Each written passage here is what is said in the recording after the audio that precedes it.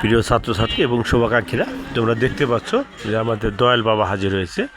দয়াল বাবাকে দেখে একটি গান মনে পড়ে যায়, দয়াল বাবা কলা খাওয়া, গাছ লাগিয়ে খাও, পরের গাছের কলার দিকে কেন ফিরে ফিরে চাও।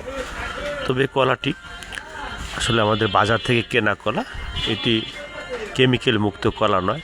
আসলে আমরা সবাই নিজে গাছ লাগিয়ে কেমিক্যাল মুক্ত কলা খাই। কোমলমতি শিশুদের কলা অনেক পুষ্টিকর জিনিস, তাই আমরা নিজে প্রতিটি বাড়িতে গাছ লাগিয়ে কলা খাবো।